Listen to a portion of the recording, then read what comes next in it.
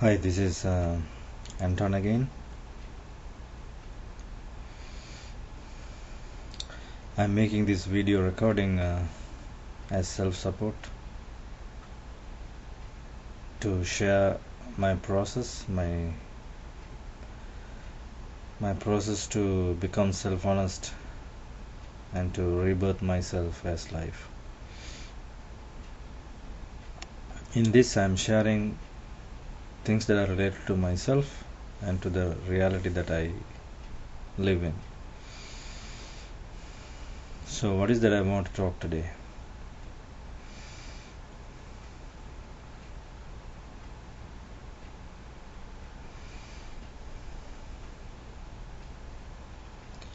Well, it's minus 28 Celsius outside today temperature, and it's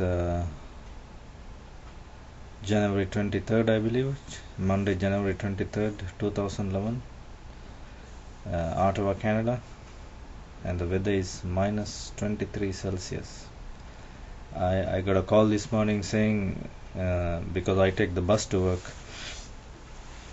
I got a call saying be extremely careful. I mean, you can't even walk, to the bus stand. You could risk getting frostbite, and you could risk severe skin problems. I mean, you could freeze to death. So that's unusual for me to get a call like that. But today I got a call saying it's very, very cold and be careful, because I walk outside and I take the bus. So this extreme cold weather, naturally we have to ask the question: what will happen to all those homeless people in downtown Ottawa today? Tons of homeless people wandering.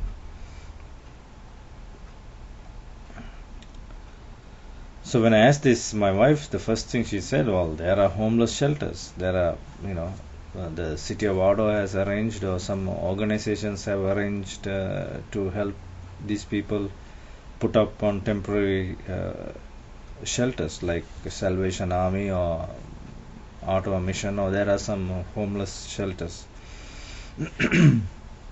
So that's a good thing. I mean, I am grateful. Tonight, those who are sleeping on the streets, they have some place to crash. So that service is that charity or whatever that Salvation Army is doing is commendable. That's the word, commendable. But we always have to ask the question: how did homelessness happen in the first place? Right? Otherwise, Salvation Army has to exist forever. They have to always make sure there is some shelter for the homeless on a night like this, minus 28 Celsius outside. A day like this, I mean. So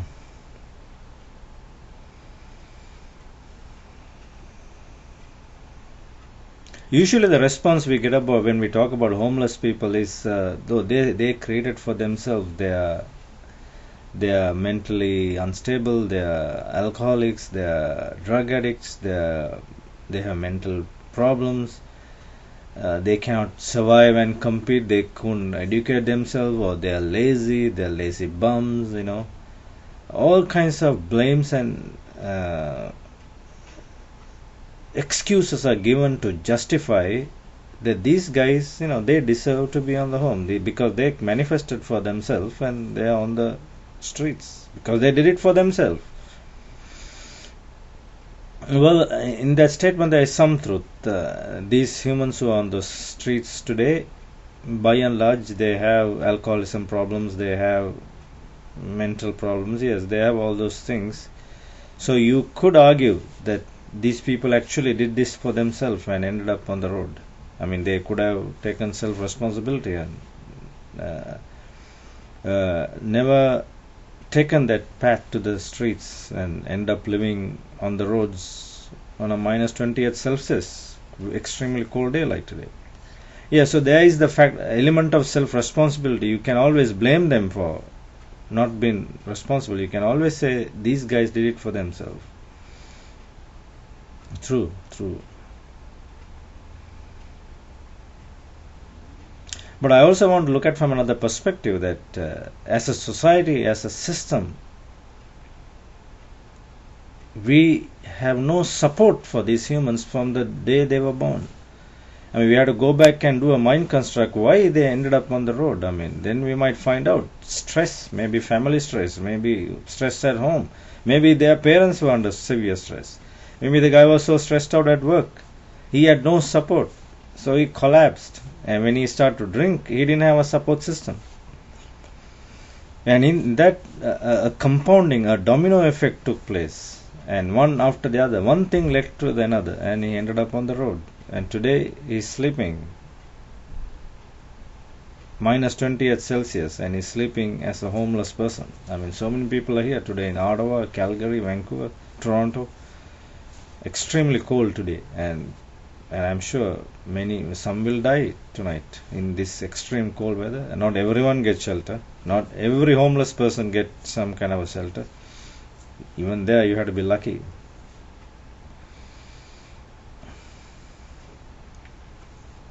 So yes, I take the point that the responsibility with these people, they were not self-responsible. They, by and large, they were irresponsible for themselves.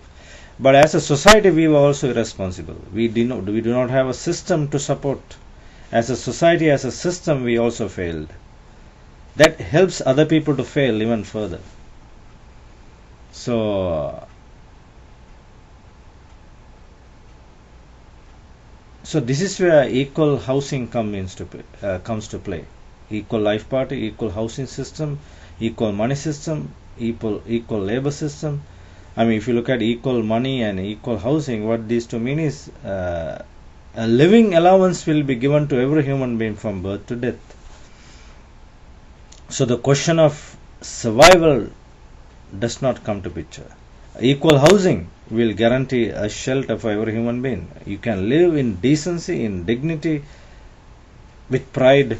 You can live in equal housing does not mean we are going to give you a little bunker bed.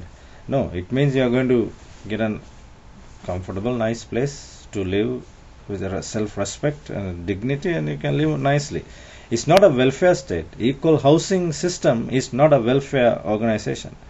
Equal housing system is not a charity. Equal housing system is not a feel-good thing. Equal housing system is a system, a global system across the world, across the planet, to ensure that every human being has a shelter. So this is not charity. This is responsibility. Equal housing system will show its beauty on especially a day like today. I mean, minus 20 at Celsius, extremely cold. Under equal life party and with equal housing system in place, we will never have homelessness. Every woman will have a place to live with self-respect. It's not a Salvation Army we are trying to run. We are trying to give equal housing, so everyone will have a place to live in dignity, a home for everyone. So it's a equal housing or equal home.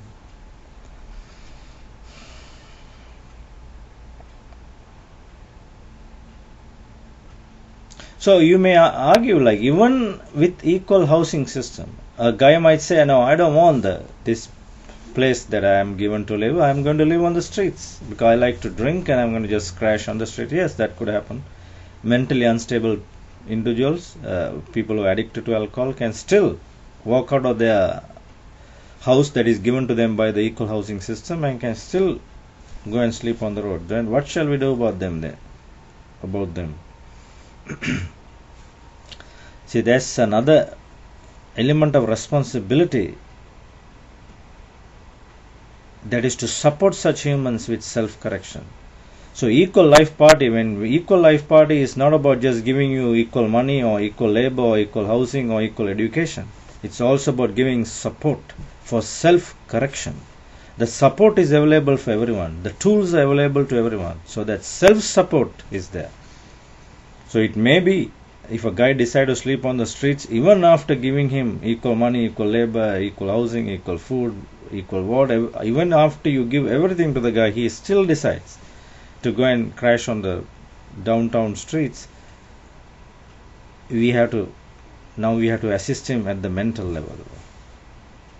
We have to teach him self-forgiveness, change, self-correction, self-honesty, and it may be we may have to take him out of the streets. We have to put him in some kind of a self-help institution and rehab the individual, support the individual to self-correct.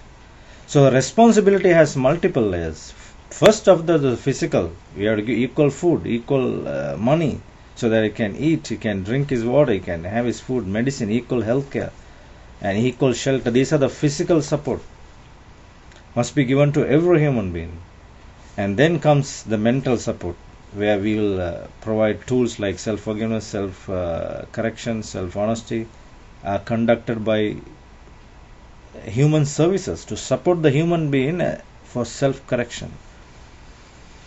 Like even today you have some human services support. You can talk to a counselor, you can talk to a nurse and get some ideas, what to do and stuff.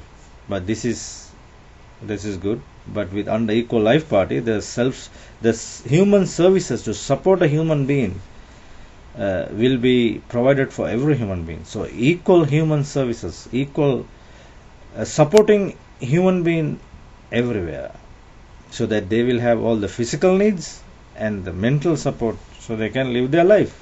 So this is essential. This is absolutely needed. We need it. Look at today, -28 Celsius, and the homeless people wandering in downtown today. This is a horrible way to live. And those who are with nice apartments, we never know when this will be taken away. I have this place to live, but could be gone, because it depends. This place I have depends on the job I have, and job depends on the company depends on the market, profit system, ups and downs, supply and demand, greed and desire. Company could very well say, listen, we are not making money, you are going home. Then whatever I have can collapse like a deck of cards. So uncertainty within certainty is what I have right now.